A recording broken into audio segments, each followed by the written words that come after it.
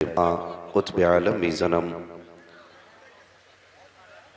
बलगल उला बिकमालिही कशफत दुजा बिजमालिही हसनत जमीउ खिसालिही सल्लु अलैहि व आलिही।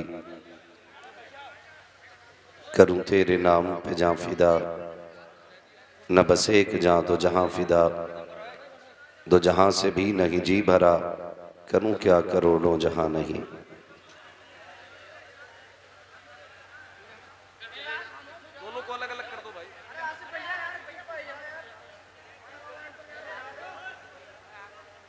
बैठो, आप बैठ जाओ, बैठ जाओ।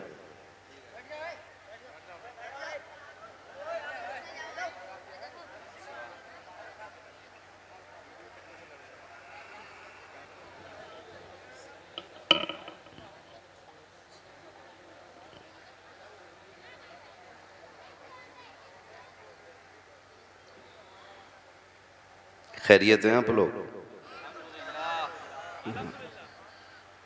खुदा सलामत रखे सबको। ए बेटे, टोपी वाले भाई अब चुप जा यार, सबने कह दिया।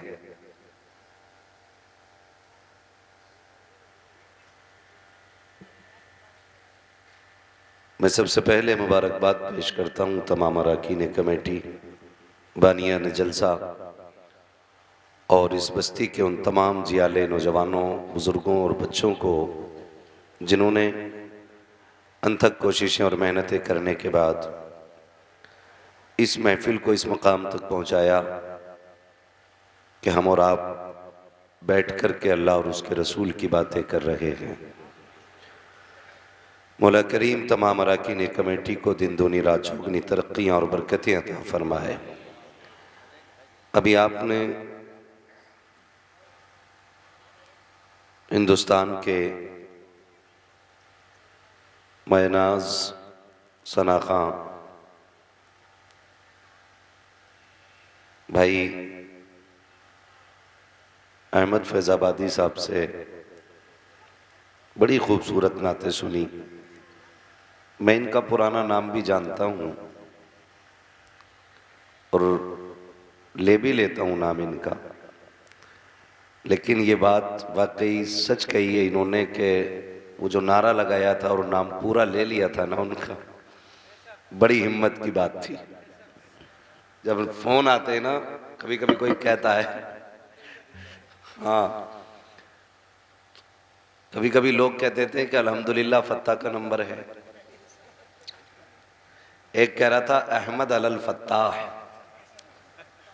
तो फैसला किया है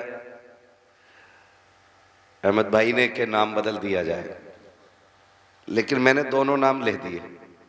एक जलसे में इन्होंने अहमद फैज़ाबादी कहा था और आज अहमद जिलानी बताया। अल्लाह करे यही दो रह जाए। जिलानी, हाँ जी।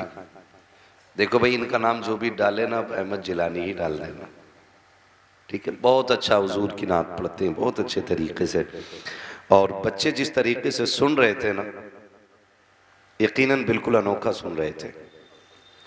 लेकिन बड़े बड़ों को मैं देख रहा था, बच्चों के पीछे छुपे बैठे थे, बड़े बड़े बच्चों के पीछे छुपे बैठे थे। हमारे यहाँ बच्चे बड़ों के पीछे छुप के बैठते थे, तो बड़े बड़े इसलिए नहीं बोल रहे थे कि बच्चे बोल रहे हैं, अपना काम चल ही जाएगा, ठीक है ना।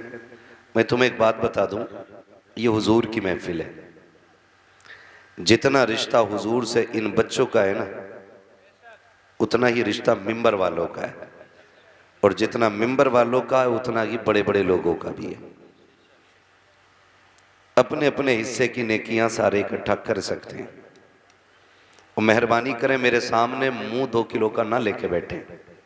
कुछ मुंह ऐसे बने हुए होते हैं आगे कि उसे देखो तो तकरीर याद ही नहीं रहती। ऐसे देख रहे हैं कुछ, तो मैं कह नहीं पा रहा हूँ। मैं खड़ा कर दूं यकीनन ना, तो बच्चों को मुंह दिखा दूं ना, तो ये भी सोचेंगे ये आया क्यों था जलसे में। तो थोड़ा सा चेहरे को अच्छा रखें, हाँ, ऐसे न देखें कि ख्वाब में भी फिर वही चेहरा दिखाई दे, ठीक है ना। अब जिसको हुजूर से जितनी मोहब्बत है उतनी जोर से जरा दुरूद पाक पढ़ लीजिए। अल्लाहुम्मा सल्ली अला सय्यदिना व शफ़ीईना व नबीना व मौलाना मुहम्मदिन मअदिल जूदी वल करम व आलिहि व अस्हाबिहि व बारिक वसल्लम सलातुन व सलामुन अलैका या रसूल अल्लाह सल्लल्लाहु तआला अलैहि वसल्लम। मुअज़्ज़ज़ हाज़रीन इकराम, आज की ये महफिल जश्न ईद मिलादुन्नबी हुजूर की विलादत की खुशी से मंसूब करके सजाई गई। अल्लाह रब्बुल इज़्ज़त तमाम आशिक़ान मुस्तफ़ा को हुजूर की विलादत का सदका अता फरमाए। यकीनन ये बड़ी खुशनसीबी है कि अल्लाह ने हम सुन्नियों को इमाम अहमद रज़ा जैसा इमाम अता फरमाया है। इसलिए कि जो आला हजरत के मानने वाले लोग हैं ना, वो इश्क में नुमाया नज़र आते हैं। इस दौर में जो आला हजरत के मानने वाले लोग हैं, जिस जगह पे आला हजरत को जाना और पहचाना जाता है, उन ज़मीनों पे आप जाके देखो, हुजूर का मिलाद एक उम्दा तरीके से मनाया जाता है। सुन्नी पूरी दुनिया में मौजूद हैं, लेकिन जैसा जश्न मिलाद हिंदुस्तान में मनाया जाता है, किसी और मुल्क में नहीं मनाया जाता। क्योंकि हिंदुस्तान में आला हजरत इमाम अहमद रज़ा ख़ान फ़ाज़िल बरेलवी पैदा हुए हैं और यह एहसान उन्हीं का है। यही वजह है कि हर रोज़ फजर के बाद हर सुन्नी मस्जिद से आवाज़ आती है, डाल दी कल्ब में अज़मत मुस्तफ़ा, सैयदी आला हजरत पे, मेरे साथ पढ़ो, सैयदी आला हजरत पे। ये हर फजर के बाद हर मस्जिद से आवाज़ आती है, इसलिए कि हम नमक हराम नहीं, नमक हलाल लोग हैं। और उसूल ये है, जिसका खाना उसका, जोर से उसका, हाँ जी, मेरी बातों पे नौजवान ज्यादा तवज्जो दें, बच्चे भी माशाल्लाह सुने, आपको भी मेरी बातें फायदा देंगी अल्लाह ने चाहत तो, ठीक है ना। तो मेरा साथ दें, मुझे लगे कि आप सुन रहे हैं और इतनी जोर से बोलें कि मुझे आवाज आ जाए और ये लगे कि बंदा खाना खा के आया। कई बार ना लोग बगैर जाने अनजाने में ना लंगर के सहारे निकल लेते हैं, लंगर होगा वहीं खाएंगे चल के, और ना मिले लंगर, फिर पता क्या होता, फिर सुभान अल्लाह भी नहीं निकलती मुंह से। तो इतना खा के आया करो कि सुभान अल्लाह कहने की ताकत बनी रहा करे। जो लोग खा के आए वो जरा बोले या रसूल अल्लाह, जो ना खा के आए हैं वो बोले जरा सुभान अल्लाह। हाँ जी, नहीं, खुदा सलामत रखे, खा के आए या ना खा के आए, लेकिन सुभान अल्लाह तो बोल ही दिया ना, है ना। अब सारे बोले जरा सुभान अल्लाह। आला हज़रत फरमाते हैं, वो जो न थे, क्या बात है, इस मोहल्ले को बता रहे थे, चुप, यही बोल रहा है, वो जो न थे, वो जो न हो, वो जो न हो, वो जो न हो, कुछ भी ना हो ना, वजन बिगड़ता, कुछ भी ना हो। वो जो न थे तो कुछ न था, वो जो न हो तो कुछ न हो, जान है वो जहान की, जान है तो, जान है तो, जोर से जान है तो जहान है। सरकार आए, कायनात मुस्कुराने लगी। थके तो नहीं है ना अभी आप लोग। अहमद भाई ने भी कहा कि जिस जवान को जहां जगह मिल गई वहीं से सुन रहा, मैं देख रहा हूं दीवार पार से भी लोग सुन रहे हैं। अभी थोड़ी देर पहले एक बंदा इधर दीवार से कूदा, तो मैंने कहा भाई ये ना कूदो, मैंने कहा था, मैंने कहा भाई ये बंदा कूदा है इधर से, दीवार कूदने वाले लोग अच्छे नहीं होते, और लोग नजर में रख लेते हैं कूदना कौन जानता है। ये चोरी कोई भी हो, कहते हैं फला के बेटे को बुलाओ, वो दीवार कूदा था, तो रास्ते ही से आया जाया करो, ठीक है ना। फिर मेरा साथ दें, थके नहीं है ना अभी आप, खाते हैं तेरे दर का, सारे ही हुजूर का लंगर खाते हैं। खाते हैं तेरे दर का, पानी है तेरा पानी, पानी है तेरा पानी। अगर यहां इसलिए बैठे हो कि मौज कितनी आनी है ये देखना है तो घर निकल लो, और यहां इसलिए बैठे हो कि आज मौलवी की ताकत सामने से देखनी है फिर भी घर चले जाओ। मेरे लिए आए हो फिर भी घर चले जाओ। अगर हुजूर के लिए आए हो ना तो फिर यहां बैठो और जागते हुए बैठो। अक्सर जलसे इसलिए खराब हो गए कि हु हल्लड़ और ड्रामे तमाशे जलसों में शुरू कर दिए। जलसों को बामकसद रखिए और इस मिजाज से जलसों में आया करो कि बात कोई अच्छी लगेगी तो लिख के लाएंगे दिल पे। और नौजवानों, मौत का कुछ नहीं पता है कब आ जाए, और पता जिंदगी का भी नहीं है कि कब खत्म हो जाए। मैं अक्सर एक बात कहता हूं कि उजाले अपनी यादों के हमारे साथ रहने दो, उजाले अपनी यादों के हमारे साथ रहने दो, न जाने किस गली में जिंदगी की शाम हो जाए।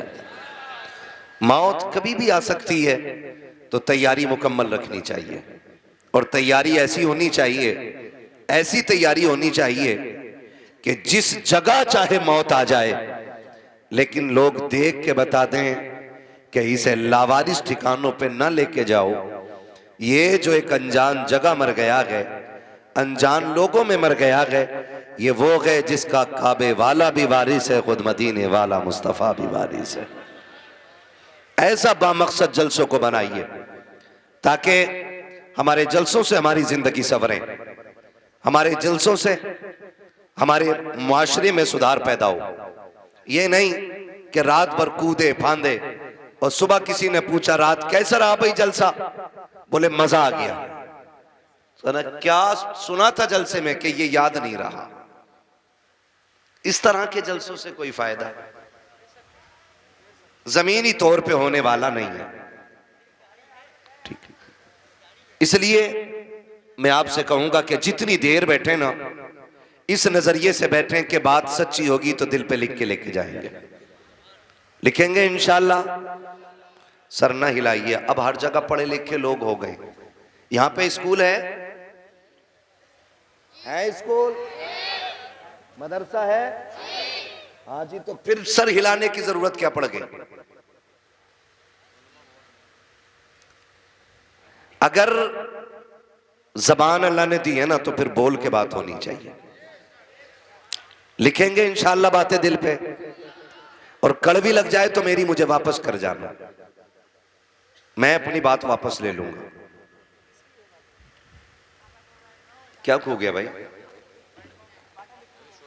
तलाश करा दो जाओ। फिर मैं वहीं से सफर का आगाज करूं। वो जो न थे, साथ में और बोले जरा सामने वाले, वो जो न थे। देखो आप बैठे हो ना इसलिए आराम से बैठे हो कि आपको दिक्कत नहीं है, इसलिए बोल भी नहीं रहे हो, पुरसुकून हो। अगर आपको बोलना नहीं है ना तो आप पीछे हट जाइए, जो लोग पीछे खड़े हैं ना मैं उन्हें आगे बैठा लूं। आराम की कदर वही जानता जो मुसीबतें उठाए हुए होता है ना। तो फिर बेदारी पैदा करें, मेरे साथ में और बोलें, वो जो न थे, वो जो न हो, जान है वो जहान की। इतना अच्छा तुम लोगों ने वाकई पढ़ा है बच्चों। मैं सोच रहा था कि ये बच्चे वो हैं जो अक्सर नात सुनते हैं, ऐसे ही है ना, नात सुनते हैं ना, तभी तो नात याद थी।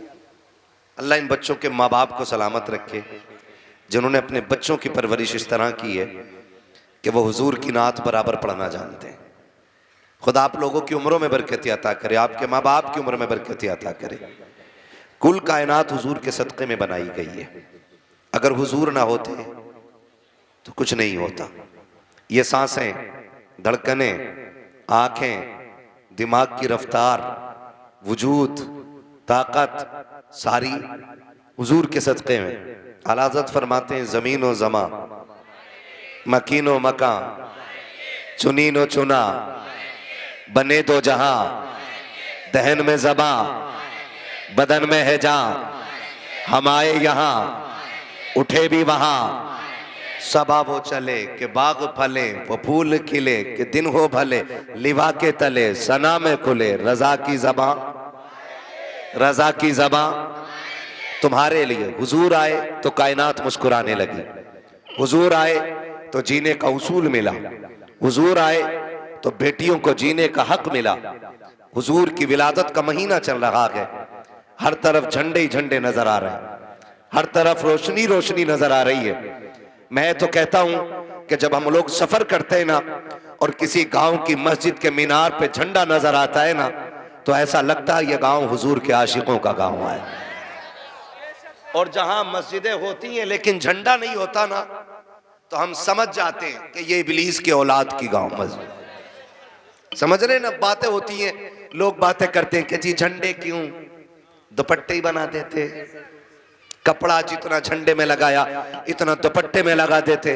हम तो खुल के कहते हैं तू गरीब बच्चियों की लिस्ट लेके आ, खुदा की कसम हम सुन्नी बरेली वाले लोग हैं, हम झंडे भी बराबर लगाएंगे, दुपट्टे भी बराबर बांट के दिखाएंगे, है ना। खाली मुस्कुरा रहे, बोल दो सुभान अल्लाह भाई। हाँ जी, हाँ, घुटने छोड़ दो, इस उम्र में घुटने पकड़ोगे, बुढ़ापे में कौन तुम्हें पकड़ेगा। अल्लाह सलामत रख के 3 बजे तक पबजी खेल लिया और 11 बजे पैर सीधे नहीं पड़ रहे। हाँ, 11 बजे तक पैर सीधे नहीं पड़ रहे, फिर कह रहा देखियो मौलाना नबज बड़ी ठंडी चल रही है, शुक्र कर चल रही है। हाँ, शुक्र करो चल रही है। हमारी कौम 3 बजे तक जाग रही है। कितने बजे तक? 3 बजे तक। उठती कितने बजे?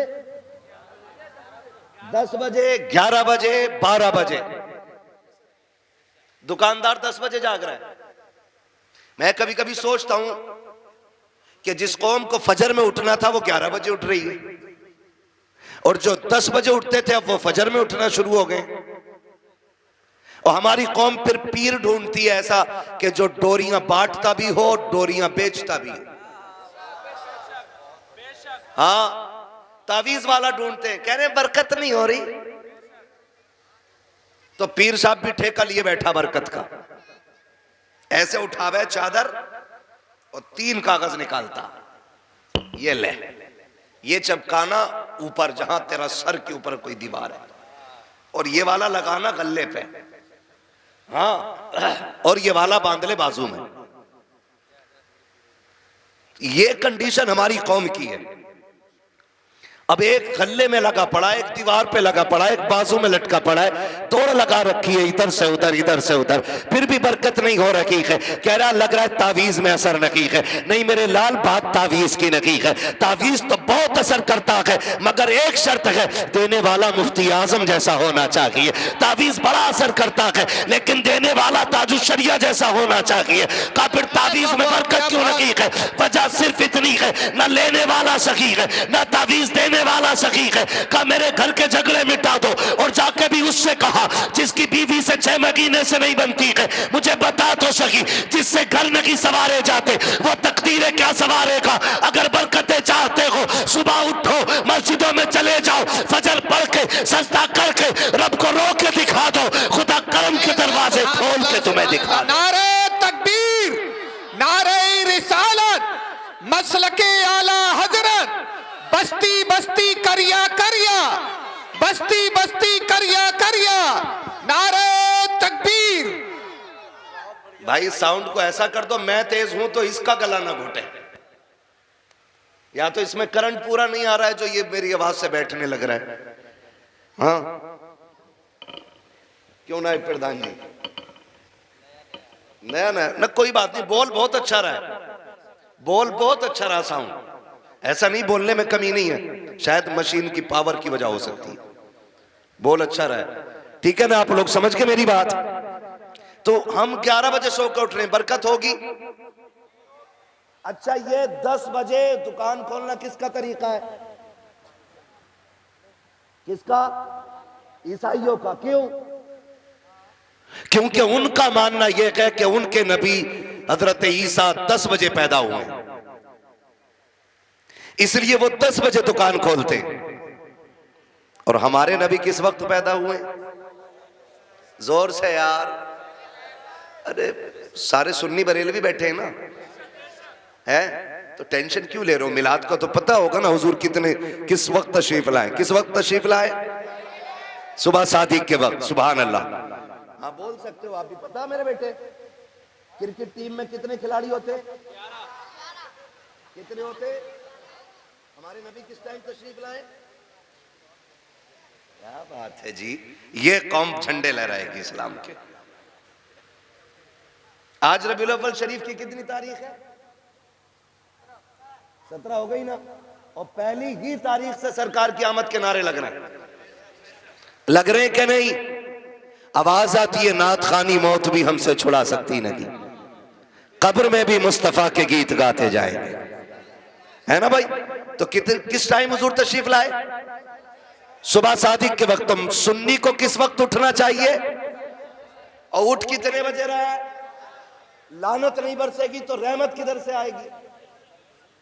अल्लाह को नाराज करके और फिर आगे बढ़ने की सोचते हैं हम लोग। सुन, फजर पढ़, सजदे कर रब को रोके दिखा। अल्लाह राजी हो गया ना तो किसी डोरी की जरूरत नहीं है। और रब नाराज है ना तो तावीज नहीं, पूरा पीर गले में लटका लेना। पीर भी फाके से मरेगा, मुरीद भी फाके से मरेगा। रोजी कौन देता है? रोजी कौन देता है? बोलो जोर से, रोजी कौन देता है? रज़ाक कौन है? क्यों भूल जाते हो यार? रज़ाक कौन है? जब अल्लाह रज़ाक है उसे कितना राजी किया हमने। किसी बच्चे से पूछो क्या बजे उठा के? 11 बजे। क्यों? तेरे अब्बा ने नहीं उठाया? कि अब्बा 12 बजे उठे थे। हाँ, तेरे अब्बा क्या कर रहे थे? कि यह है कि मैं थोड़ा कम खेलता हूं पबजी, अब्बा थोड़ी देर ज्यादा खेलते हैं। ये कंडीशन हमारे घरों की है। हम अपने इन रवैयों को दुरुस्त करें। नौजवानों, सोया भी जल्दी करो, उठा भी जल्दी करो। और मैं तो ये कहना चाहता हूं कि जलसे भी ऐसे वक्त पे मुकम्मल कर लो कि एक नींद निकाल के फजर की नमाज मिल जाया करे, वरना कोई नतीजा नहीं है। 3 बजे तक भाई नारे लगते रहे, नाचते रहे बैठ करके, और फजर में टांगे फैला के सोते रहे। इससे कोई नतीजा नहीं है। मजा तब है कि आप 1 बजे जलसा मुकम्मल कर लो और उठ के फजर पढ़ के हलाल रोजी तलाश करने निकल जाओ। खुदा की कसम, काबे वाला भी राजी हो जाएगा, मदीने वाला भी राजी हो जाएगा। पीर मैंने बहुत देखे, बहुत पीर देखे मैंने। एक पीर ताजुश शरिया जैसा भी देखा है। मैं आपको बताऊं, रिस्क हलाल बड़ी चीज है। रिस्क हलाल बड़ी चीज है। जब जायज तरीके से पैसा नहीं कमा पाते लोग ना, तो फिर हराम की तरफ जाने लगते हैं। किधर जाते हैं फिर? हराम की तरफ। आजकल तो ऑनलाइन भी जुआ खेला जाता है। सट्टा लगता है क्या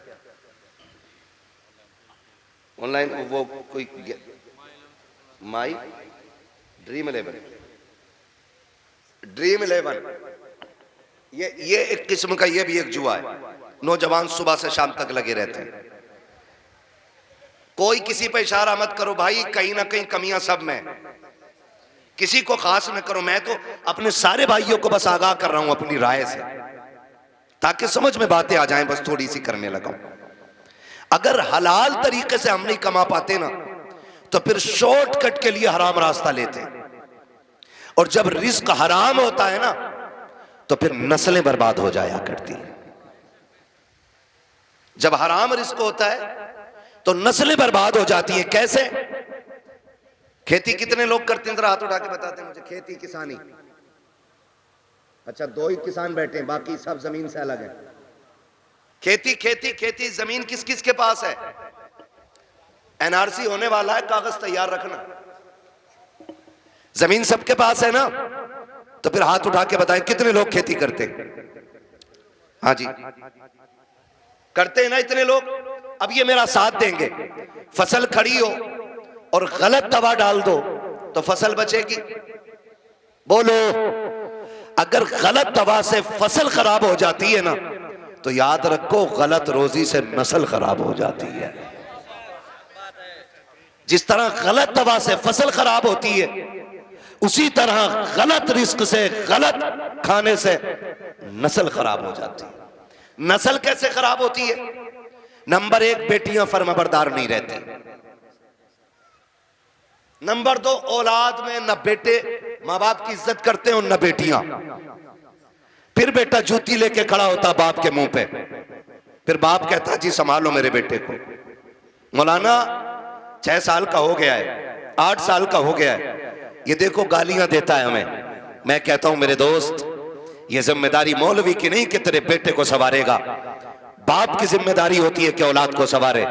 और औलाद कैसे संवारी जाती है? बुजुर्गों की सीरत पढ़ा करें तो पता चलता है। खुदा की कसम खा के कहता हूं, जब रोटियां बनाने वाली माँ दुरूद पढ़ के रोटी बनाती है ना, तो फिर बेटा अख्तर रजा था जो शरिया बना करता है। रोटियों का भी बड़ा असर होता है, लेकिन दुरूद तो बड़ी बात है। आज बहन के सर पे दुपट्टा ही नहीं, आटा गूंद रही है, दुपट्टा ही नहीं है, चूल्हे पे खाना बन रहा है। और जिस खाने को बगैर दुपट्टे के बनाया जाता है ना, फिर उस खाने से बरकतें उड़ जाया करती हैं। कहीं ना कहीं हम सब में कमी है। कोशिश ये करें हम कि अपने रवैये बदलें। पहली बात तो यह है, जल्दी सोएंगे और जोर से जल्दी सोएंगे और जल्दी उठेंगे। गांव के जिम्मेदारों पर यह लाजिम है कि गांव की कोई दुकान आपकी 9 बजे के बाद खुलती है तो बंद कराइए उसे। कोई बुरा ना माने कि मेरी दुकान बंद करा रहा है। अगर कोई भी चाय की दुकान ज्यादा खुल रही है, बंद कराइए। ये जमीनी तौर पे काम करना जरूरी है अब, वरना हमारी नस्ल को मिटने से कोई नहीं बचा सकता है, बर्बादी से कोई नहीं बचा सकता है। आप अपनी दुकानों को, देर तक खुलने वाली दुकानों को बंद करो, और वो दुकानें जो देर से खुलती हैं उन्हें जल्दी खुलवाइए। मैं तुम्हें बताऊं, मुसलमान को सुबह सादिक का वक्त दिया गया है। अगर मुसलमान सुबह सादिक में उठ के दुकान खोले ना, जब तक गैर आके 10 बजे दुकान खोलेंगे, अल्लाह 10 बजे तक मोमिन के रिज्क का इंतजाम फरमा देगा। लेकिन अकीदे पक्के होने चाहिए। हुजूर किस वक्त तशरीफ लाए? जोर से किस वक्त? तो किस वक्त उठना चाहिए? सुबह सादिक के वक्त उठ जाना चाहिए। फिर फजर पढ़नी है, फिर हुजूर पे दुरूद पढ़ना है, फिर जाके दुकान खोलो, देखो रब रोजी देता है कि नहीं। अल्लाह इतनी रोजी देगा कि नस्लों से सवारी नहीं जाएगी। हुजूर किस तारीख में तशरीफ लाए? हुजूर आए तो बेटियों को शऊर मिला। हुजूर आए तो वो बेटियां जो जिंदा दरगोर की जाती थी, अल्लाह ने उन बेटियों को जीने का हक अता किया। मैं गुजारिश करना चाहता हूं एक एक बेटी से, और मेरा तो चैलेंज रहता है, जिन्हें झंडों से चिढ़ है ना, मैं कहता हूं सुने, झंडा क्यों नहीं लगाते? का शिर्क है, बिदअत है। और मैं कहता हूं हर वो शख्स झंडा लगाए जिसके घर में बेटियां मुस्कुरा रही हैं। हर वो शख्स झंडा लगाए जिसके घर में बेटियां मुस्कुरा रही हैं। हर उस शख्स पे लाजिम है कि झंडा लगाए जिसके घर में दुआएं देने वाली मां मौजूद है। हर वो शख्स हुजूर का झंडा लगाए जिसके घर में बाप जैसी दौलत मौजूद है। हाँ, मैं तो वहाबियों से भी कहना चाहता हूं, अगर हुजूर ना होते ना तो तुम्हारे घर में बेटियां नहीं होती। अगर हुजूर ना होते ना तो दुआएं देने वाली मां नहीं होती। अगर हुजूर ना होते तो झोली फैलाने वाला बाप नहीं होता। ये इतनी बड़ी बड़ी दौलतें मिली है तो 12वीं वाले मुस्तफा के सदक़े में मिली है। हुजूर आए हैं तो बेटियां मिली हैं। और बेटियों से भी हाथ जोड़ के गुजारिश करना चाहता हूं, जब कभी तेरा जी चाहे ना बेटी कि तू फैशन के नाम पे दुपट्टे सर से उतारे, कभी तेरे दिल में ख्याल आए कि फला की बेटी ने ऐसा ड्रेस पहना है, मैं भी ऐसा ही ड्रेस पहनूंगी जिसमें गैरत का जनाजा निकलता हो, तो बाप का चेहरा बाद में देखना, मदीने वाले का चेहरा पहले देख लेना। इसलिए कि जिसके दीन से बगावत कर रही हो, उसी ने तुम्हें जीने का हक दिया है, उसी ने तुम्हें जिंदा रहने का अधिकार दिया है।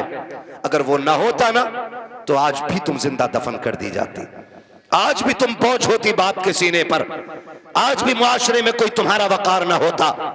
मैं बेटियों से कहना चाहूंगा, खुदारा हुजूर के दिए हुए दीन की कदर करो, इसलिए कि एहसान तो सब पे है मुस्तफा का, लेकिन बहुत बड़ा एहसान आमिना के लाल ने आपके ऊपर किया है कि आपको जिंदगी बख्शी है, आपको जीने का हक दिया है। खुदा की कसम खा के कहता हूं, हुजूर नहीं आए थे ना तो औरत को इंसानों में से समझा ही नहीं जाता था। एक औरत को इंसान माना ही नहीं जाता था, जबकि वो मर्द को जन्म देती थी, मर्द को पालती थी, मर्द को पैदा करती थी, लेकिन उसको इंसान लोगों ने तस्लीम ही नहीं किया। कहा क्या है ये? कहा ये लोगों का दिल बहलाने का सामान है। किसी ने कहा नहीं ये पैर की जूती है, किसी ने कहा नहीं ये घरों की रौनक नहीं, ये इंसान के लिए खिलौना है। जब हुजूर आए और अपनी बेटी फातिमा खातून जन्नत को सीने से लगाया और फरमाया मेरी फातिमा मेरे जिगर का टुकड़ा है, तो बेटियों को जो कौम दुश्मन मान रखी थी वो अपने बेटियों को जिगर का टुकड़ा मानने लग गई है। ये इज्जत हुजूर ने अता फरमाई है। जो बेटियों को कत्ल कर रहे हैं, सहाबा क्या कहते थे? सहाबा कहते थे या रसूल अल्लाह जब आप नहीं आए थे ना तो हम बेटियों को कत्ल कर देते थे और माथे पे पसीना तक नहीं आता था। जब से आप आए ना तो हम जमीन पर पैर ऐसे देख देख के रखते हैं कि कहीं पैर के नीचे चूंटी ना आ जाए। कहा ये इनकलाब आपकी वजह से आया है। जो लोग इंसानों की जान ले लेते थे अब वो जानवरों की भी जान लेने के तैयार नहीं है। ये इनकलाब हुजूर की वजह से आया। लेकिन रुक के एक बात कहूं, बर्दाश्त कर लेंगे, बड़ी कड़वी बात याद आ गई है, कह जा रहा हूं। हुजूर की विलादत से पहले भी बेटियां मारी जा रही थी और आज भी बेटियां मारी जा रही हैं। आज भी बेटियां मारी जा रही हैं। फर्क इतना है, पहले पैदा होने के फौरन बाद मार दी जाती थी और आज या तो पैदा होने से पहले मार दी जाती है और या फिर शादी के बाद बेटियां मारी जाती हैं। यह सितम अब भी हो रहा है। शादियों से पहले भी बेटियां मार दी जाती हैं, पैदा होने से पहले बेटियां मार दी जाती हैं। आखिर ये कौन लोग हैं जो निकाह के बाद बच्चियों का गला घोट देते हैं? ये वो दौलत के भूखे और कुत्ते लोग होते हैं जिनका पेट जहेज से नहीं भरता है, जिनकी भूख 10 लाख से नहीं मिटती है, जो पूरी जिंदगी कुत्तों की तरह जिंदगी गुजारते हैं। मैं उस शख्स को कुत्ते से बदतर मानता हूं जो कटोरा लेकर के किसी बेटी वाले की चौखट पे खड़ा हो।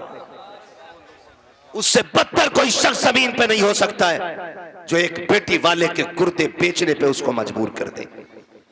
और हम सरकार का दामन नहीं छोड़ेंगे। हम जन्नती हैं, मर के देख वो लाठी पड़ेगी कोई बचाने वाला नसीब नहीं होगा।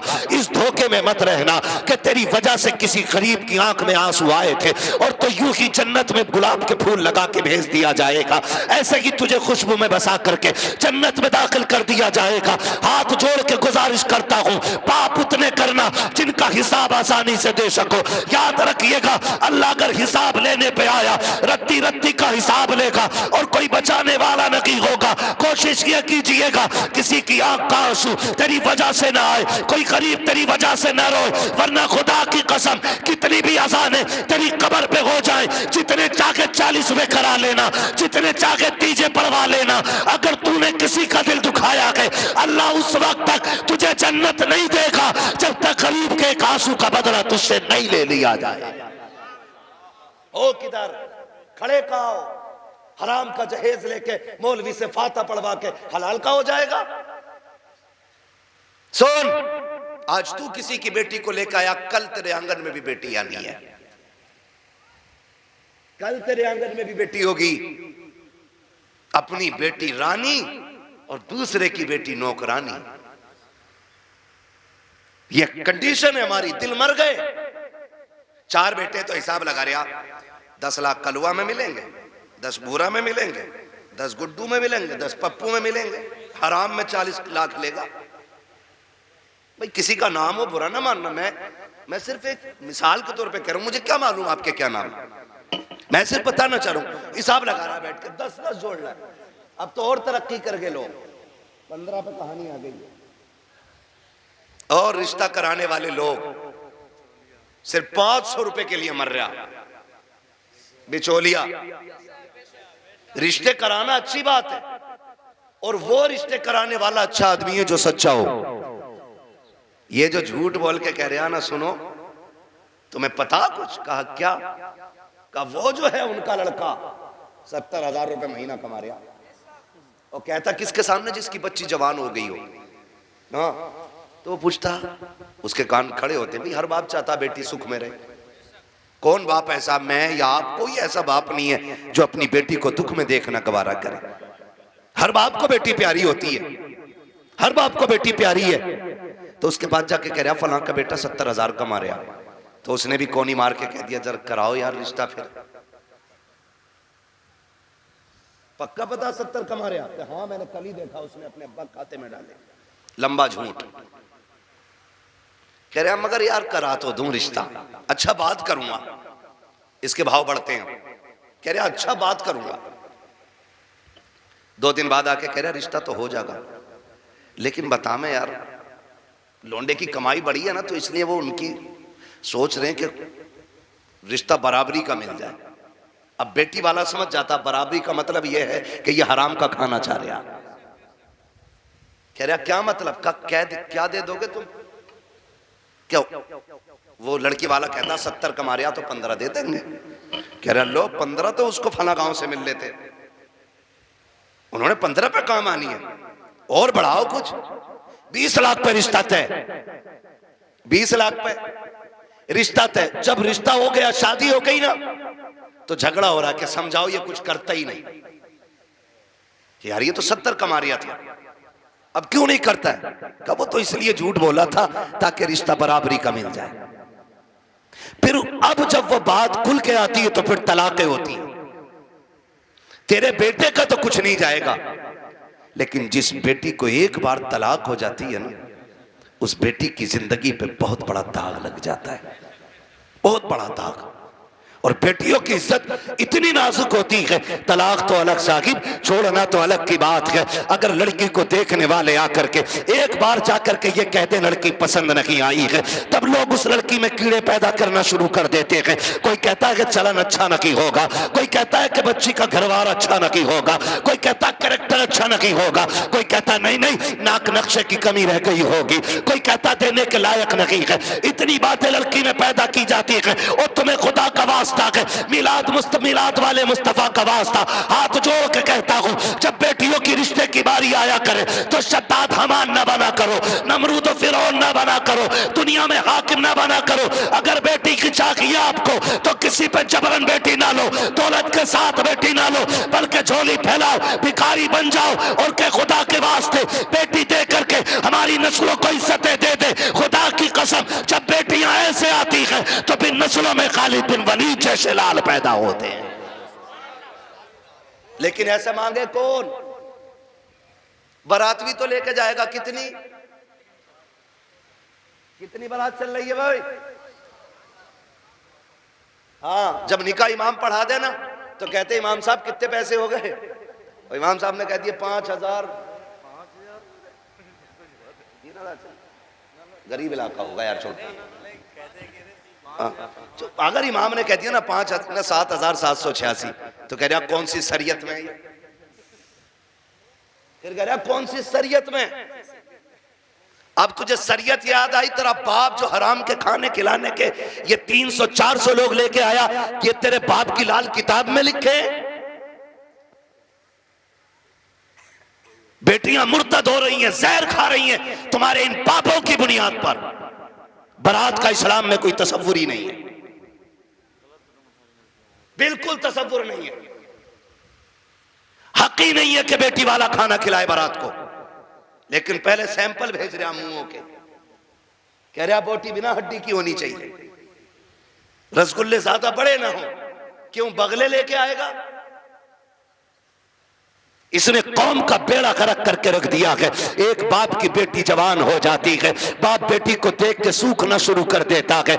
इसलिए नहीं कि बेटी जवान हो गई है, इसलिए सूखना शुरू हो जाता है कि बेटी जवान हो गई है। अगर कोई दरवाजे पे शरीफ आ भी गया तो बारात में हराम की खाने वाले लोग आएंगे। पहली बात तो जो भी बेटी लेने के लिए आएगा 4, 5, 10 लाख से शुरू होता है, उस कुत्ते का पेट भी भरना है। फिर जो बारात हराम का खाने के लिए आएगी उनके लिए भी इंतजाम करना खतरनाक है। हद तो तब हो जाती है जब 400 बाराती खाने के लिए बैठे हो और लड़के का बाप बगल में परस दबा करके बारात के टेबलों पे चक्कर लगा के पूछता है नमक ठीक है कि नहीं, मिर्च ठीक है कि नहीं, कोई कमी तो नहीं रह गई है। पूछना तो ये लड़की वालों को चाहिए था, ये क्यों पूछ रहा कि दयूस की औलाद, इसको हक किसने दिया कि ये खाने की कमी पता करे। और कितने बेगैरत होते हैं, उसके बावजूद भी उठ के कहते हैं नहीं जी बात तो ठीक है, खाना भी सही है, लेकिन नमक ज्यादा कर दिया गया है, मिर्च तेज कर दी गई है और बेगैरत नाक तक खा चुका है, तो खाने में ऐब निकाल क्यों रखा है। पहली बात तो ये है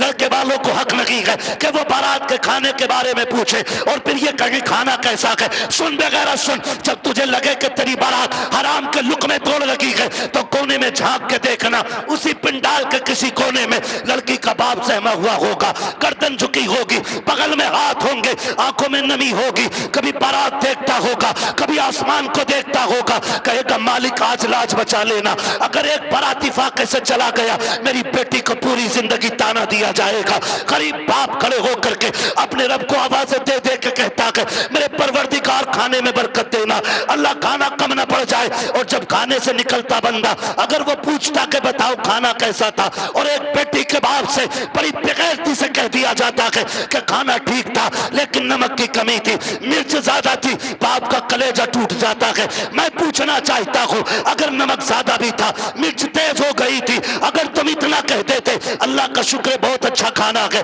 तो तेरा क्या चला जाता, कम से कम गरीब का मान रह जाता, उसका दिल रह जाता। तूने खाने का इनकार किया, उसका दिल भी तोड़ा, रब को भी नाराज किया। खुदा के वास्ते किसी का दिल ना तोड़ा करो, अगर हो सके तो दिल छोड़ दिया करो। अगर ऐसा करोगे काबे वाला भी राजी हो जाएगा, मदीने वाला भी राजी हो जाएगा।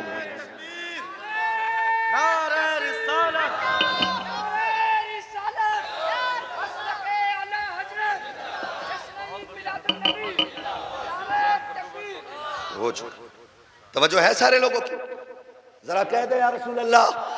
खाली जलसे करने से कुछ नहीं होने वाला, तुम्हारी बेटियां मुर्तद हो जाएं, भाग जाएं गैर के साथ, और तू तस्वीर लेके बैठा रहे। इस्लाम इसकी इजाजत नहीं देता है, इस्लाम इसकी इजाजत नहीं देता है। हर वो रास्ता बंद करो जो हमारी बेटियों को मुर्तद होने पे मजबूर कर रहा है। फला की गई है, हमारी थोड़ी गई ना, एक की गई तो सबकी चली गई। हो कहां पे तुम्हें पता है? सोशल मीडिया चेक करो, लड़कियों से कलमा पढ़वाते वो मुसलमान थी, प्रूफ क्या है? सूरह इखलास पढ़ रही है बच्ची, तो बताना मकसद ये नहीं होता है कि अब्दुल रशीद की बेटी है देखो कलमा पढ़ रही है, वो ये बताना चाहते हैं मोहम्मद अरबी की दीन का कलमा पढ़ने वाली हमारे धर्म में आई है।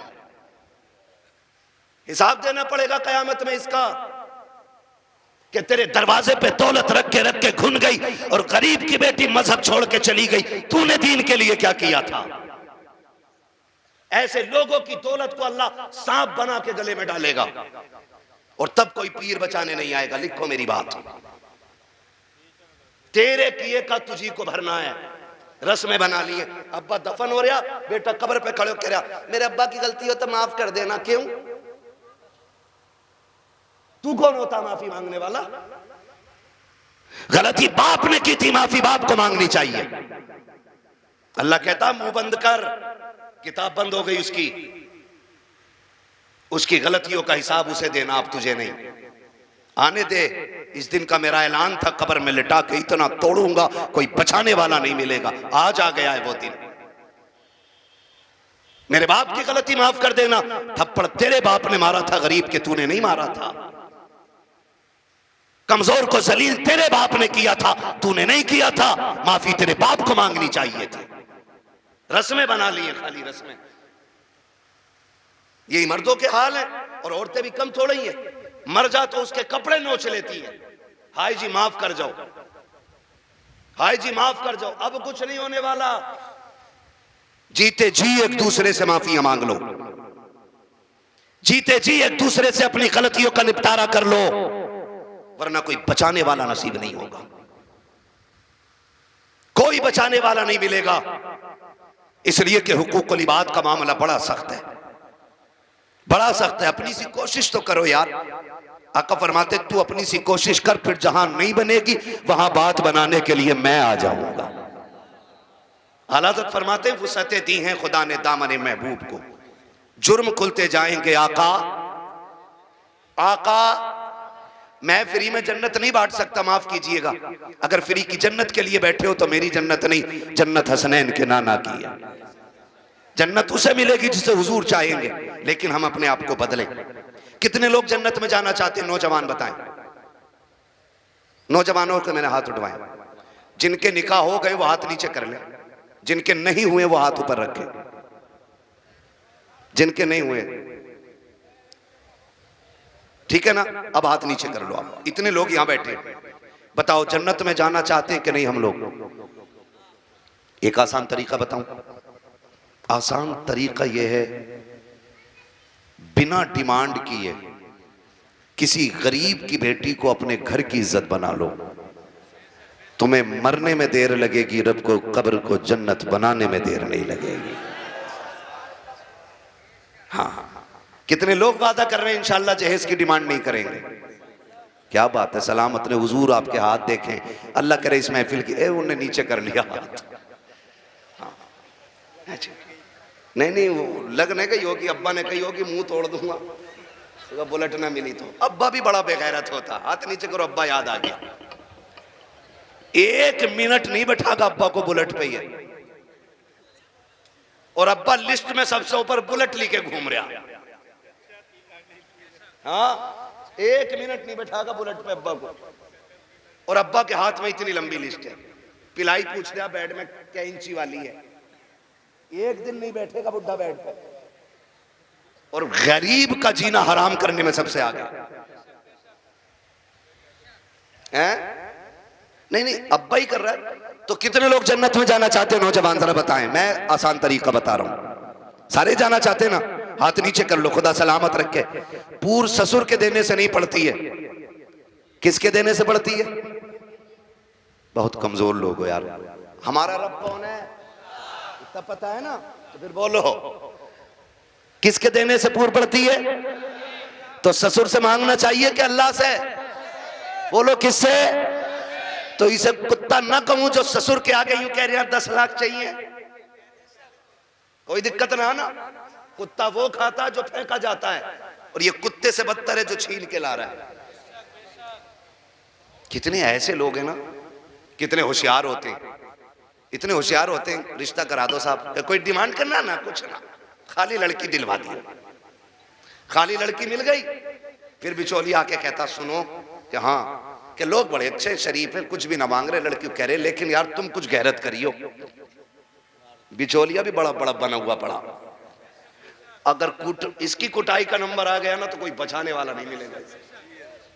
कोई बिचौलिया, सबको नहीं कह रहा हूं, जो अच्छे वो तो अच्छे ही है। एक दूसरे का मुंह ना देखा करो, मुझे दोनों ही चोर लगते हैं। फिर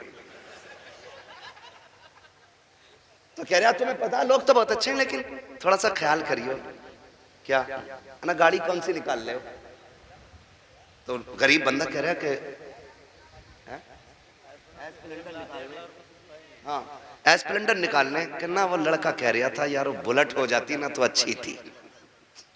ऐसे भीख मांग रहा, कैसे फेर डाल के भीख मांग रहा। जो दरवाजे पे आके कहता भीख मांगता, वो भी कहता खुदा तेरी नस्लों को आबाद रखे, तेरी औलाद सलामत रहे, तेरी नस्लें बरकत होती रहे। हैं? भीख मांगने वाला भी ये कह रहा, और ये डायरेक्ट कह रहा ना बुलेट हो जाती तो अच्छी थी। लड़के का मन जो है ना थोड़ा बुलेट को हो रहा, और तुम पे ना हो पैसे तो हमसे ले लो। तो लड़की वाला गैरत करके कहता ना यार हम ही डाल देंगे। इसका काम सीधा बुलेट करवा दी एक बार में। जब शादी के 4 दिन रह गए तो कह रहा खाने में क्या दे रहे हो? सुना खाली कोरमा कर रहे हो, क्यों कबाब खागा? बेगैरत कहीं का। कह रहा कोरमा कर रहे हो खाली, क्यों? उसकी कलेजी भुनवा ले लड़की के बाप की। बेटे पैर थोड़ा जलसा है। कह रहा खाली कोरमा कर रहे हो क्या? हाँ कहना वो ये कह रहे थे ना बिरयानी भी हो जाती और थोड़ा हलीम और बढ़ा दियो। अब तो ये चल ही रहा, फेफड़े निकाल दिए बेटी वालों के, ऐसी कंडीशन कर देते। अभी कुछ दिन पहले की बात थी, एक न्यूज शाये की गई, एक बाप ने बेटी की शादी से 4 दिन पहले फांसी लगा ली। क्यों फांसी लगाई? तारीख का ये बाप इस दौर के कलंक बन करके माथे पे चमकता रखेगा, सिर्फ इसलिए कि जब बेटी के निकाह के 3 दिन बाकी रह गए थे तब ससुराल वालों ने लिस्ट बनाकर जहेज की भेजी। उसमें महंगे महंगे सामान भी थे। गरीब बाप जब शाम को घर पे आया, खाने के लिए बैठा तो लुक़्मे हलक से नहीं उतरे। बेटी बेटी होती है समझ गई। अब्बा बात क्या है, क्यों नहीं खा रखे हो? कहा बेटी कुछ नहीं है। अल्लाह अकबर बेटी कहती है अब्बा मेरी वजह तो नहीं है। कहा नहीं बेटी तेरी कोई वजह नहीं है। तारीख गवाह है कि वो बाप जो दिन भर ठेला लगाता था, जिसको बाप की बेटे की रुखसती करनी थी, उस बाप ने रात के सन्नाटे में फांसी लगा करके अपनी मौत को गले लगाया। अगले दिन लाश जब उतारी गई, जेब के अंदर से कागज मिला, उसमें लिखा हुआ था मेरे रिश्तेदारों मैं इस लायक नहीं हूं कि तुम्हारी खुशी पूरी कर सकूं और बेटी को नाकामी का चेहरा नहीं दिखा सकता था, इसलिए मैं दुनिया छोड़ के जा रहा हूं। अगर मेरी लाश तुम्हारे काम आ जाए तो इससे फायदा उठा लेना। तुम्हें खुदा का वास्ता इन हालात में बेटी वालों को मत लाओ। कैसे मौतें हो, अगर ऐसे मौतें होंगी तो ना कोई यहां बचाने वाला मिलेगा ना वहां बचाने वाला मिलेगा। आसान करो शादियों को, करेंगे इंशाअल्लाह आसान करेंगे। कितने लोग जहेज नहीं मांगेंगे वो हाथ उठा के बता दें। वो बुढ़े भी हाथ उठाते जिन्हें बेटों के लिए नहीं लेना। हाथ देखो कौन नहीं उठा रहा है। नहीं सारे उठाएं एक साथ। जवान भी जिन्हें, सुनो पहले समझ लो सही से। हाँ वो जवान हाथ उठा के वादा करें जिनकी शादी नहीं हुई है कि हम जहेज मांगेंगे नहीं। और वो बूढ़े जिनकी औलाद है वो ये वादा करें हम अपनी औलाद के लिए सवाल नहीं करेंगे किसी से। कर सकते हैं वादा? कितने लोग कर रहे हैं? जरा हाथ उठा दें। अल्लाह का शुक्र है, बस हाथ नीचे रख लो, इतनी हुजूर के गुलाम काफी थे। बाकी को तो देख लेना मैदान महशर में, सब पता चल जाएगा।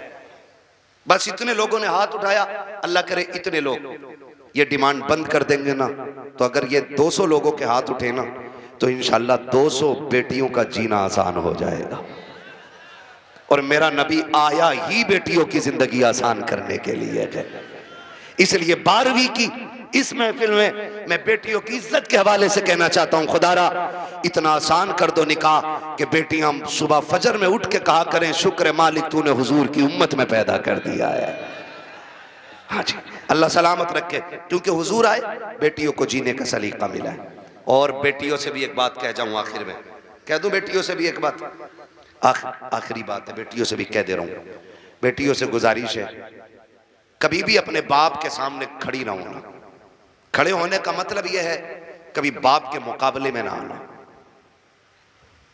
कभी ऐसा नहीं होना चाहिए कि बाप के जायज फैसले पे तुम इनकार करो। कभी ये मत कहना। आज जो रस्में चल गई है ना, जो कुछ नकाब पहन के सोशल मीडिया पे बच्ची आई, या आप देखें प्रेस कॉन्फ्रेंस में आके कहती हैं कि हमारी आजादी हमारा हक है, हम नकाब क्यों पहनेंगे, हमें जरूरत नहीं है। ऐसी बच्चियों को देख करके कई बच्चियों की सोचें बिगड़ती जा रही हैं। मैं बेटियों से गुजारिश करना चाहूंगा कभी बेटियां बाप के मुकाबले में आके खड़ी ना हो, और कभी ये ना कहें कि मेरा जिस्म मेरी मर्जी है, मेरा वजूद मेरी मर्जी है। मेरी बेटी अगर रुखसती की बात निकाह की आए ना तो कभी बाप से जहेज की फरमाइश ना करना। कभी ये मत कहना अपने बाप से कि अब्बा जैसा फलां की बेटी को जहेज मिला वैसी मैं लेके जाऊंगी, इसलिए कि हो सकता है तेरे बाप का कब्जा ना हो। इसलिए कि हर बाप अपनी बेटी को अपनी हैसियत से बढ़ के ही देना चाहता है। ये क्लियर, हर बाप अपनी बेटी को सुन रहे हैं हैसियत से बढ़ के ही देना चाहता।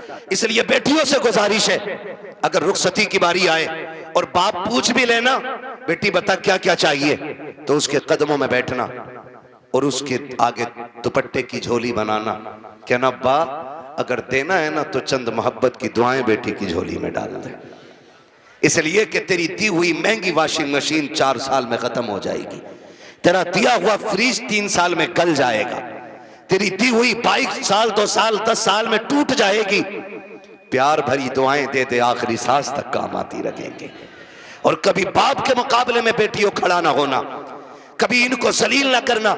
मुझे तो हैरत होती है वो बेटियां जो बाप की मर्जी के बगैर किसी के साथ भाग जाती हैं, उनकी हिम्मत कैसे हो जाती है कि वह बाप के चेहरे पे कलंक लगा जाती हैं। उन्हें भरोसा कैसे हो सकता है 2 घंटे नाली पे बैठ के बात करने वाले नौजवान पर कि जो अपने बाप की इज्जत की फिक्र नहीं कर सकता, वो तेरी इज्जत की रखवाली क्या करेगा।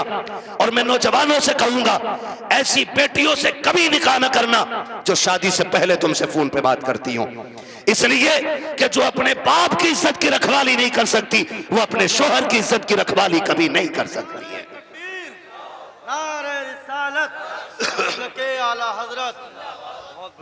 आपसे कहना चाहता हूं, मत कीजिए ऐसी बच्चियों से शादियां जो शादी से पहले आपके साथ फोन पे बात कर रही हैं, इसलिए कि जितना बाप ने एहसान तुम पर किया है ना बेटियों, तुम्हारा शोहर नहीं कर सकता है, नहीं कर सकता है।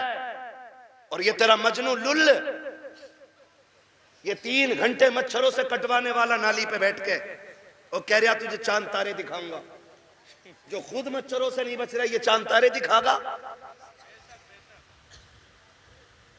हाँ, और फिर बाप की इज्जत पे कालिक पोतने वाली बेटियों का अंजाम या तो फ्रिज में टुकड़े मिलेंगे, या बोरी में रोड पे मिलेगी, या ईख के खेत में टुकड़े मिलेंगे, या फ्रिज में पैक मिलेगी।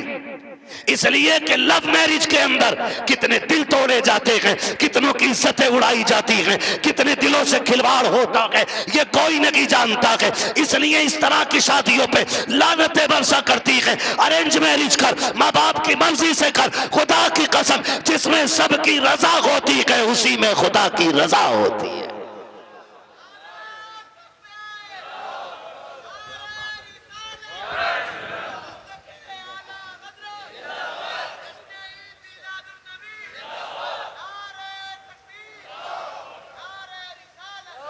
आखिरी गुजारिश बेटियों से है, बाप के चेहरे पे कालिक ना पोतना। और मैं तुम्हें कितने बेटियां आज भी दिखा दूं कि जिनको चांद के पार ले जाने वाली बातें लोग करते थे और 6 महीने बाद तलाक दे के धक्के दिए, सारी सोसाइटी ने मुंह मोड़ लिया। यही बाप जिसका मुंह काला करके बेटी गई है, इसी ने उन बेटियों के लिए दरवाजा खोला है। वही बाप फिर इस बेटी को रखता है जिसकी इज्जत के साथ खेला बेटियों ने। मैं तो खुल के कहता हूं बेटियों से, खुदा की कसम खा के कहता हूं, पूरी दुनिया के आशिक एक पल्ले में रखो और सिर्फ बाप का रिश्ता बेटी से दूसरे पल्ले में रखो।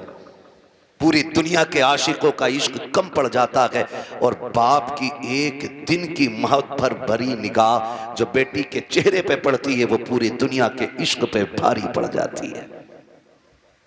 सच कह रहा हूं, ये याद रखिएगा, जो इज्जत बेटी को एक बाप दे सकता है वो कोई रिश्तेदार नहीं दे सकता है।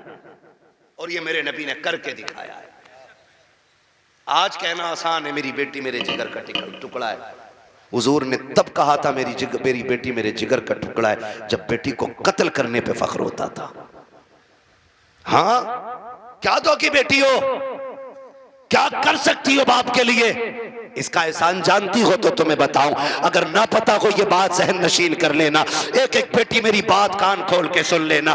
इस बेटी को 12वीं वाले सरकार ने इज्जतें दी हैं। सुन मेरी बेटी, जब तू माँ के शिकम में आई थी, पूरा खानदान कह रहा था बेटा होगा तो अब्दुल्ला नाम रखेंगे। कोई कहता था अपने नाम पे नाम रखूंगा, कोई कहेगा भतीजे का नाम ये रखूंगा, दादा कहते था पोते का नाम ये रखूंगा, दादी कहती थी लाडला आएगा, नाम उसका शेर रखा जाएगा, अब्दुल्ला रखा जाएगा। सबने बेटों के नाम सोचे थे, बेटी का तो तसव्वुर भी किसी का नहीं था।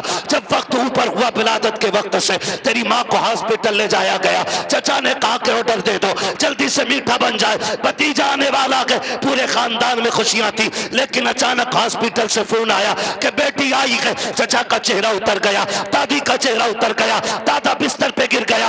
वो जो मीठे बने थे, लोगों ने ऑर्डर कैंसिल कराए। दुकान वालों ने कहा क्यों नहीं लेता, कहा बेटा आता तो लेता, भतीजा आया के इसलिए मीठा नहीं चाहिए। ये कह के मीठा टुकड़ा दिया गया था, क्योंकि तू पैदा हो गई है। दुनिया ने तुझे मनहूस समझ रहा है, दुनिया आज भी तुझको वैल्यूबल नहीं मान रही है। खुदा की कसम खा के कहता हूँ, जब चचा को तेरे आने से तकलीफ, दादा को तेरे आने से तकलीफ, दादी का चेहरा तेरी वजह से उतरा है, सब ने तुझे टुकराया। एक बाप ही तो था जो हॉस्पिटल सीना उठा के गया था और इसने तुझे गोद में उठा के तुझे चूम के कहा था दुनिया लानत दे रखी है, लेकिन शुक्र है अल्लाह ने मुझे जन्नत का टिकट अता फरमा दिया है। सबसे पहले जिसने तुझे अपनाया वो तेरा बाप था। हालांकि चचा ने भी मीठे से इनकार किया। ये कहता मेरे लिए जन्नत का टिकट आ गया, मेरे जिगर का टुकड़ा आ गया है। ये बाप फिर तुझे कंधे पे लेके बाजार गया। लोग कहते थे दुनिया बेटे को उठा के घूमती है, कितना मनहूस है, 4 बेटियां ही बेटियां, एक चिराग जलाने वाला नहीं। मैं कहता हूं मुंह बंद कर, अल्लाह बुझाने पे आए ना तो 18 बेटों वालों के चिराग बुझा देता है, और जब जलाने पे आता है तो खुदा बेनामो निशान लोगों के नाम के चिराग दिला देता है। कह रहा एक भी नहीं चिराग जलाने वालों, खाली बेटियां ही बेटियां हैं। तो पता बाप क्या कहता था? बाप फखर से कहता था बस कर, तुझे नहीं पता मुझे बेटी में बेटा नजर आ रहा है, मुझे बेटी काफी है। ये कह के बाप तुझे 18 साल पालता रहा, और आज किसी की मोहब्बत ने तुझे ऐसा बहकाया कि उसी बाप के माथे पे कालिक पोत गई बेटी।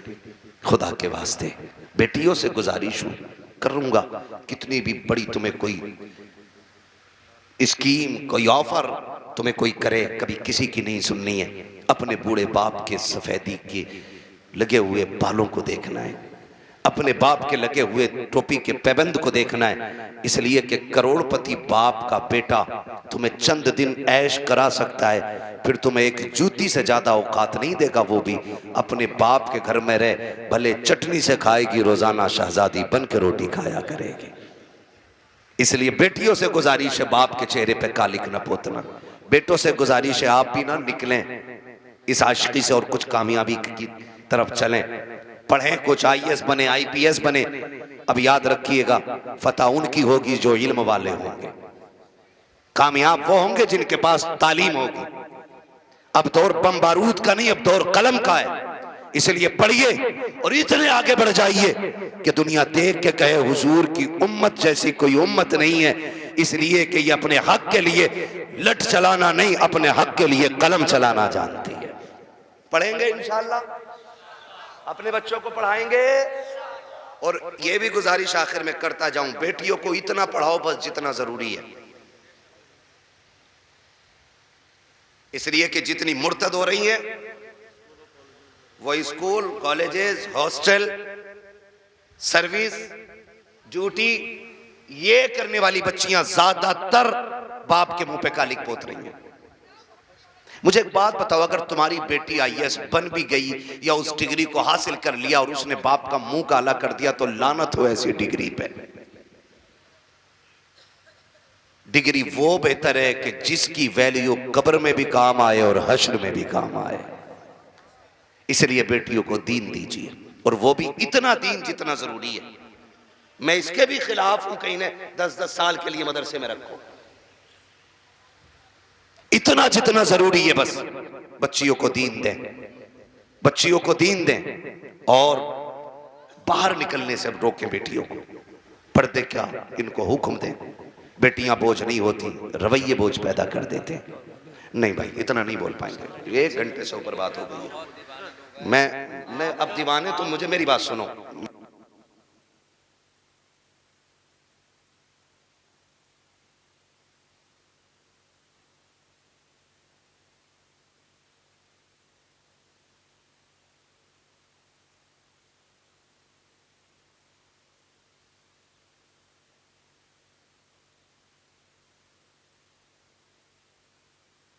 ना बात लंबी हो जाएगी, ठीक है ना।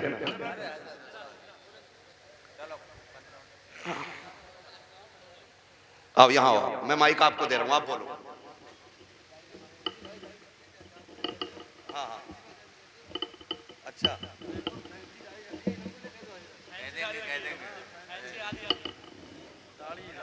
अच्छा ये कह रहे हैं भाई साहब के फैंसी वाली दाढ़ी पे भी बात कर लो।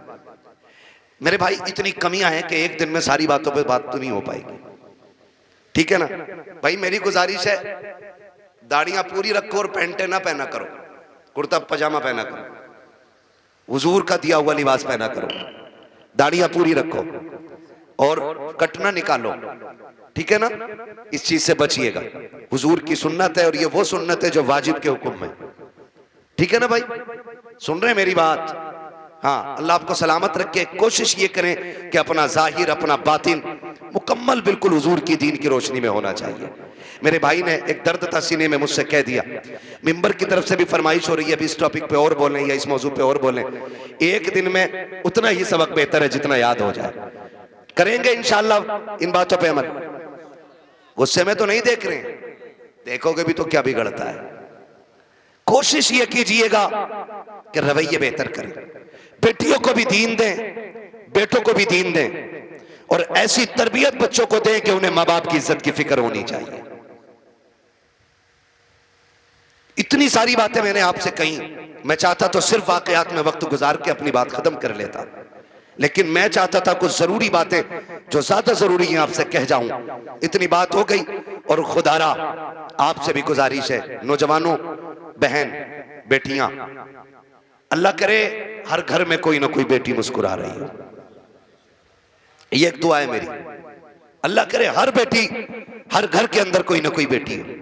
आपके घर के अंदर जो बहू है ना, वो किसी ना किसी की बेटी है।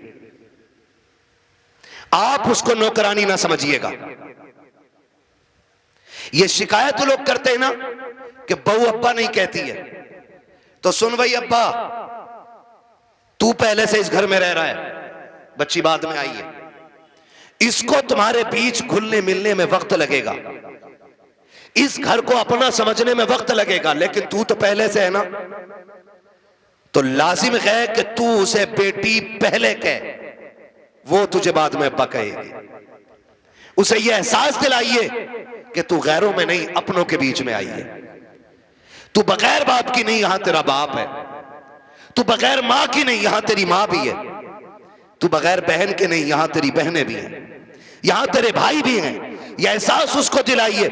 अभी शेर पढ़ा था हसन रजा बरेलवी साहब ने, उन्होंने हजरत उमर के हवाले से कहा था, बच्ची ने जो कहा था ना, अम्मी खुदा देख रहा है, खुदा देख रहा है। हजरत उमर जब उसको अपने बेटे की दुल्हन बना करके लेकर आए, घर में बैठा के कहा था, बेटी बता मैं तेरा क्या लगता हूं? तो बच्ची ने कहा था, आप मेरे चचा लगते हैं। आपने कहा बस चचा?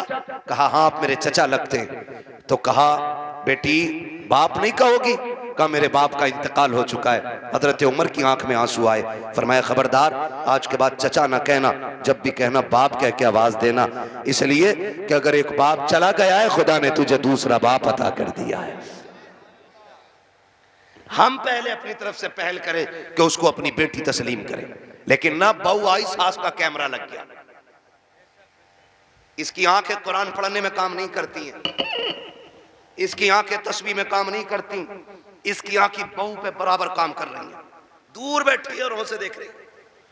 तुझा शाम कोई लल्ला कि तेरी बहू बहुत लफूदड़ी है। कहा क्यों? कि इसे बर्तन धोने नहीं आते। कहा तुझे कैसे पता? कि मैं देख रही थी, इसे ये काम करना नहीं आता, इसे ये भी नहीं पता किचन किधर है। और नई नई आई है, सब सीख जाएगी। खुदारा रवैये बेहतर करो। आपकी बेटी से नुकसान हो जाता है, कहते हैं पगली कब सीखेगी, और जब बहू से नुकसान होता है ना, डायरेक्ट कहते हैं हराम का था, तेरे बाप ने ला के रख दिया, जो तोड़ दिया तूने। जब ये ताने बच्चियों को दिए जाते हैं ना, तो खुदा की कसम बच्चियां फिर रोया करती हैं। शाम को शोहर के बिस्तर पर बैठ के कहती हैं, मेरे सरताज अपने माँ बाप से कह दो जूतियां मारे, चप्पल मारे, हमें कोई शिकायत नहीं है, लेकिन कभी बाप का ताना ना दे, बाप की गुर्बत की गाली ना दे। जब कोई हमारे बाप की गुर्बत की गाली देता है, तब वो चोट यहाँ नहीं यहाँ लगा करती है। बेटियां रो के कहती, इन्हें क्या मालूम है, जिस दिन से मैं पैदा हुई मेरे बाप ने घी खाना छोड़ दिया था। इनको क्या पता है जब मैं पैदा हुई थी मेरे बाप ने शौक पूरे करना छोड़ दिए थे। मेरी माँ कहती थी घी क्यों नहीं खाते हो, कमजोर हो जाओगे। तब मेरा बाप कहता था कि इतना कर लूं ताकि बेटी को इज्जत से रुखसत कर दो। ए मेरी बीवी, मेरा बाप कहता था मेरी बीवी तू घी की बात करती है, जिस दिन बेटी को इज्जत से रुखसत कर दूंगा उस दिन दुनिया का सबसे बड़ा पहलवान कहलाने लग जाऊंगा। खुदारा आपसे गुजारिश है, अपनी बेटियों को जो प्यार देते हो वही प्यार बहू को दो। सासों से भी गुजारिश है, अगर आपकी बेटी खता कर दे आप नजरअंदाज कर देते हो, बहू से नुकसान हो जाए तो उसे नजरअंदाज क्यों नहीं कर सकते? तुम दूसरी की बेटी को सताते हो और फिर अपनी बेटियों के लिए तावीज कराते हो, तो लिख लो इस बात को, अगर तुम चाहते हो कि तुम्हारी बेटियां सुख में रहें, आराम से रहें, उसूल बनाओ, अगर तुम दूसरे की बेटियों को सुख दोगे, अल्लाह तुम्हारी बेटियों को इज्जत अता फरमा देगा। हाँ, ये उसूल याद रखिएगा। और अगर तुम दूसरे की बेटी को जूती में रखोगे तो जन्नत से तेरी भी नहीं उतरी है। अगर तू एक बेटी किसी के जूते मारेगा बेटी के, तो एक जूता तेरी बेटी को खाना पड़ेगा। ये दुनिया का है, जैसी करनी जोर से, जैसी करनी वैसी भरनी है। ठीक है ना? करेंगे इंशाल्लाह ऐसे ही, मुआशरे को बेहतर कर लीजिए। इतना खूबसूरत कर लो कि हमारी बेटियां मुर्तद ना हो, गुर्बत की वजह से जान न दें। बेटियां बाप के सर पे बोझ महसूस न करें। बेटियां बोझ नहीं होती हैं, बेटियां बोझ होती तो खुदा महबूब के आंगन में कभी 4 फूल न खिलाता। खुदा महबूब को 4 बेटियां नहीं देता, हुजूर के आंगन में 4 बेटियां हैं। इसलिए कि बेटी रहमत नहीं होती, बेटी खुदा की रहमत होती है। क्या होती है? खुदा की, जोर से खुदा की, और जोर से खुदा की रहमत होती है। ठीक है ना? फरमाइश हो रही है हुजूर का शजरा पढ़ दो, है ना? ऑपरेटर साहब इसे थोड़ा इको दे सकते तो दे दें, तकरीर तो हो गई। मुझे हुजूर का शजरा पढ़ना है, उसमें ना सांस लंबी लंबी लेनी पड़ती है। जब मेरा हाथ का इशारा हो तो बोल देना, इतनी जोर से सुभान अल्लाह कहो कि पुलिस न ले जाए पकड़ के तुम्हें। अल्लाह के बंदो, जितनी तुमने तारीफ की थी अपने गांव की ना, उतने ही अच्छे लोग निकले माशाल्लाह। डरते हो कि पुलिस से? नहीं डरते ना? तो इतनी जोर से सुभान अल्लाह कहो कि बात मदीने तक चली जाए। अब जरा बच्चे बोले सुभान अल्लाह। ये पार्टी शुरू से ही मजबूत है। अल्लाह इन बच्चों के माँ बाप को सलामत रखे, इनके घर बार में अल्लाह बरकतें दे। इतने अच्छे बच्चे, ठीक है ना? आप भी साथ दे सकते हैं। जब मेरा हाथ का इशारा हो ना तो समझ जाना। क्या समझेंगे? क्यों? इसलिए कि मौलवी की सांस अटक रही है। समझ जाना इस बात। तुम सुभान अल्लाह कहोगे, उसी बीच में मैं सांस ले लूंगा, तुम्हें नेकियां मिल जाएंगी और मुझे सांस मिल जाएगी। डंडी ना मारना, नमाज जनाजा नहीं है, तकबीर पूरी करके रुकूंगा। साथ दोगे तो शजरा पूरा करूंगा, वरना वो भी छोड़ के हट जाऊंगा। साथ देंगे ना इंशाल्लाह? बोलो जरा सुभान अल्लाह। हाँ मेरे भाई, बहुत देर से मैं देख रहा हूँ बेचारे इधर उधर बैठे हुए हैं, और जो खड़े हैं उनका तो कहने ही क्या। खुदा सलामत रखे सबको। बोल सकते हैं सुभान अल्लाह? ए बेटे, लल्ला बाबू किसका? कलवा का। फोन बंद कर ले बेटे, अब रात दिन फोनों में ही देखा, आप सामने से देख लो, है ना? बोले जरा सुभान अल्लाह। साथ ना छोड़िएगा। देखिएगा मैं हाथ का इशारा करूं तो बोल ही दीजिए, मेहरबानी होगी। मेंबर वालों आप खाली दुआ दे दो। वहां साजिद साहब ये तंजीम चलाता है ना, इनका ग्रुप चल रहा है खिदमत खल्क 50 रुपए में, 1 साल से चला रहे हैं। और इन्होंने बताया कि ये गरीब बच्चियों की शादी में भी मदद करते हैं, और ये भी बताया कि इन्होंने ये बीमारों को जो कमज़ोर होते हैं उन्हें दवाएं दिलाते हैं। हाँ, ये ऐसा काम करते हैं तो फिर जिम्मेदारी बनती है सारे लोग शाना बशाना ऐसे लोगों के खड़े हों कि जो मुश्किल में दूसरों के काम आया करते हैं। माशाअल्लाह, अल्लाह उन जवानों को बरकतें अता करे जो 70-80 लोग इस जमात से जुड़े हुए हैं। अल्लाह उनकी नस्लों में बरकतें अता फरमाए। और याद रखिएगा, खुदा की राह में देने से कभी कम नहीं होता, बढ़ जाया करता है। ठीक है ना? तो जुड़िएगा, आप ये काम भी कीजिए और मेरे साथ जरा दुआ मुझे भी आप दे दीजिए, ठीक है ना? मेंबर वाले दुआ दें और नीचे वाले आमीन कह दें, फिर सारे बोलते हैं सुभान अल्लाह, और जोर से सुभान अल्लाह। नहीं, इन बच्चों के बगैर काम नहीं चलने वाला। बच्चों तुम बोलो जरा सुभान अल्लाह। हाँ जी, यही काम चला रहे। ये अलग बात है, बेचारों को ना समेट के ना फिलिस्तीन की तरह एक कोने में कर दिया, जबकि जलसा शुरू कराने ये आते हैं, आखिर तक ये रहते हैं। प्रधान निकल, चलो चलो या मैं बैठूंगा। औकात क्या है तेरी, तू बच्चों को हटा रहा है। जितना रिश्ता तेरा है ना हुजूर से, उतना ही रिश्ता इन बच्चों का है हुजूर से।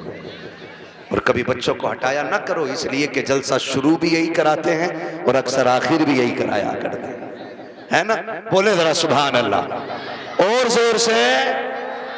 ऑपरेटर साहब आवाज दे सकते हो तो दे दो, वरना मेरी तो खत्म हो चुकी है आवाज। कमेटी वाले सारे यहाँ हैं? कितने कमेटी वाले? 1 2 3 4 5 6 7, अल्लाह सलामत रखे, 7, और बाकी मेरे इधर भाई दाएं बाएं खड़े। ठीक, अब सारे शामिल हो जाएं। बोलो भाई सुभान अल्लाह और जोर से आदम के बेटे शीश, शीश के बेटे अनस, अनस के बेटे कैनान। क्या कहूं आपसे, बहुत अच्छे लोग मिल गए आज। बोलो जरा, जितना बोल सकता जो बोल ले, सुभान अल्लाह। आदम के बेटे शीश, शीश के बेटे अनस, अनस के बेटे कैनान, कैनान के बेटे मेलाइल, मेलाइल के बेटे व्यारत, व्यारत के बेटे इदरीस, इदरीस के बेटे मुतवशिक, मुतवशिक के बेटे लबकने के नाम, लबकने के नाम के बेटे नूह, नूह के बेटे साम, साम के बेटे जुलाद, जुलाद के बेटे साले, साले के बेटे आबिर, आबिर के बेटे दाता, दाता के बेटे रावा, रावा के बेटे सारू, सारू के बेटे नाखुर, नाखुर के बेटे तारिक, तारिक के बेटे इब्राहिम खलीलुल्लाह,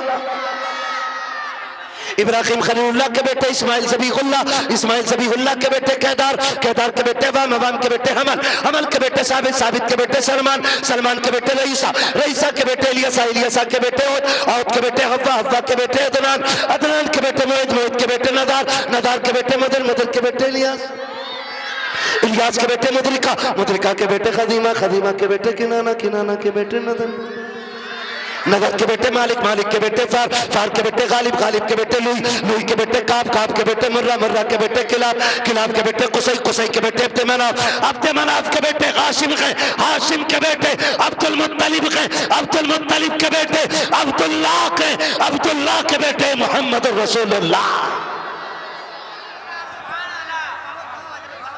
कोई बीच से खड़े होकर नारा लगा दे ताकि पता चले यहाँ गैरत वाले लोग रहते हैं।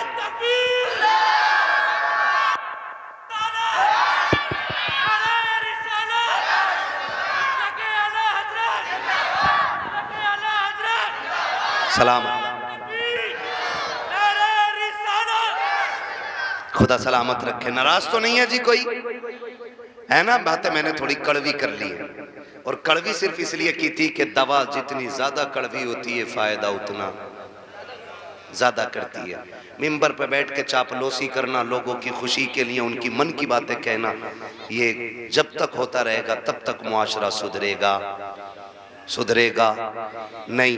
बारात कम से कम लेके जाएंगे इंशाअल्लाह, कोशिश करें ख़त्म, लेकिन ख़त्म तो होना नहीं है, लेकिन फिर भी कोशिश ये करें कि कम से कम रखेंगे इंशाअल्लाह, डिमांड बंद करेंगे इंशाअल्लाह, बहू बेटियों की इज्जत करेंगे इंशाअल्लाह, और बेटियों से गुजारिश है कि जब तक जिंदा रहना माँ बाप की इज्जत की पहरेदार बन के रहना है। खुदा ताला हम सब की हाजिरी अपनी बारगाह में कबूल फरमाए। बस जो हुए गलत उनको माफ फरमाए रब्बे कायनात। जिंदगी ने दिया साथ, फिर होगी मुलाकात, चमन रहा फूल खिलेंगे, जिंदगी रखी फिर मिलेंगे, मुसाफिर